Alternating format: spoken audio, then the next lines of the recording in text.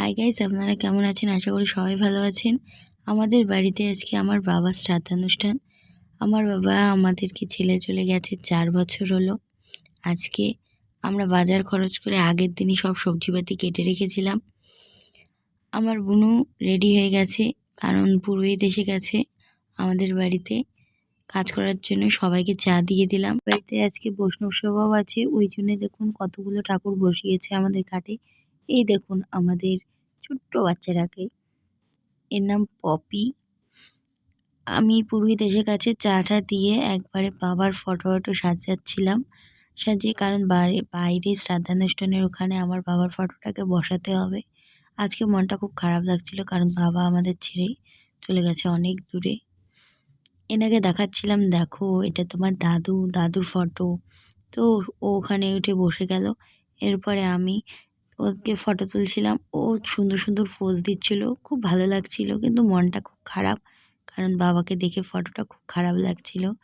এখানে আমার বর বসে গেছিল শ্রাদ্ধ করতে।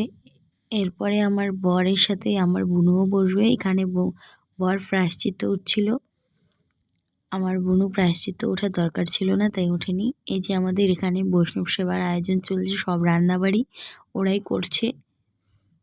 আমি ছোট ছোট ক্লিপ নিয়ে রেখেছিলাম, কারণ ওই বৈষ্ণব সেবার যে রান্না করছে ওখানে ভেতরে যেতে দেবে না। এরপর আমিও রেডি হয়ে গেলাম, কারণ বাড়িতে লোকজন আসা শুরু করে দিয়েছিল। আমাকে কেমন লাগছে আপনারা প্লিজ কমেন্ট করে জানাবেন। আমি শাড়ি পরেছিলাম আজকে, কারণ শ্রাদ্ধে অনেক লোকজন আসা শুরু হবে।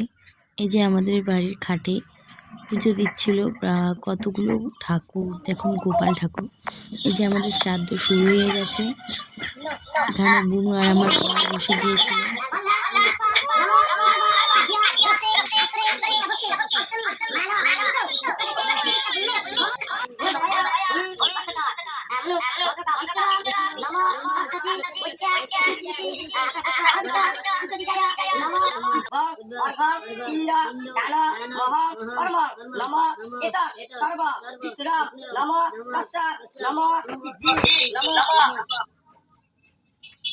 এখন আমাদের কাজ শেষ হয়ে গেছে।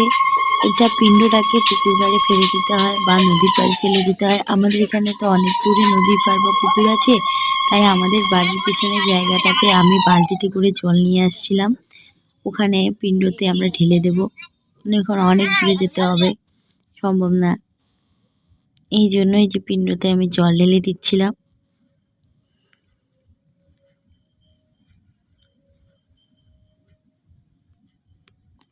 এরপর আমি বলছিলাম পিছনে ঘুরে তাকাবি না, পিছনে ঘুরতে নেই।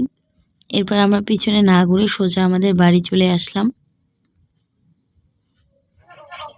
এরপর পিণ্ডর জায়গা ঠাকাগুলো সব মোছামুছি হচ্ছে। এই যে কীর্তনের দল চলে এসেছিল, আমাদের বাড়িতে কীর্তনও হবে তাই।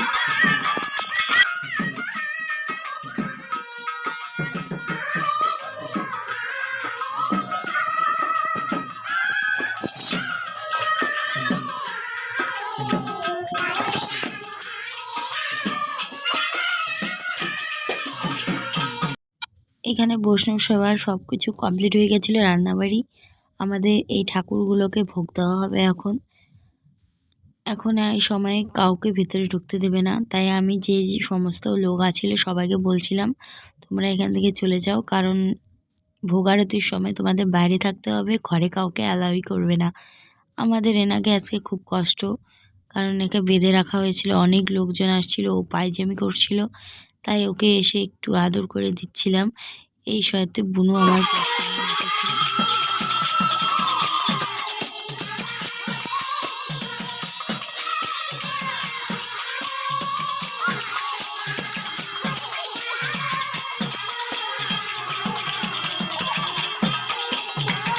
এখন আমাদের এখানে ভোগ আরতি চলছে। ভিতরে সব ঠাকুরকে ভোগ দেওয়া হয়ে গেছে এবং বাইরে কীর্তন চলছে। এটা ভোগ আরতির কীর্তন।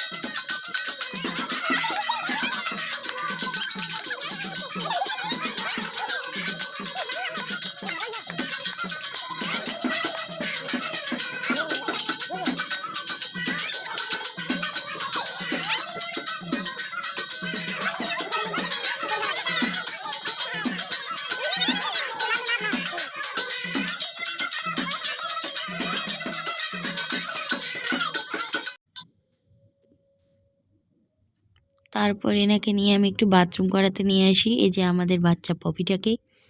তারপর এখানে বৈষ্ণব সেবা খাওয়া দাওয়া হচ্ছিল। আমি যাইনি, কারণ বৈষ্ণব সেবায় ওরাই জিনিস দিয়ে দেয়, ওরাই খেতে দেয়, ওরাই সব কিছু করে। এরপর সবাই খাচ্ছিল, আমি ভিডিও করছিলাম। এরপর আমাদের বাড়িতে এই গোপালগুলোকে সবার হাতে হাতে তুলে দেওয়া হয়, কারো যদি মনস্কামনা থাকে কিছু বলে দেওয়ার জন্য। আর সবাই বলে এই গোপাল ঠাকুরকে মনস্কামনা করলে নাকি মনের ইচ্ছেটা সম্পূর্ণ পূর্ণ হয়ে যায়।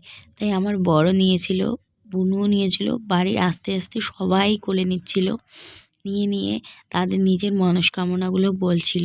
যাই হোক, ভিডিওটা কেমন হয়েছে কমেন্ট করে জানাবেন এবং চ্যানেলটাকে সাবস্ক্রাইব করে দিয়ে আমাদের পাশে থাকবেন।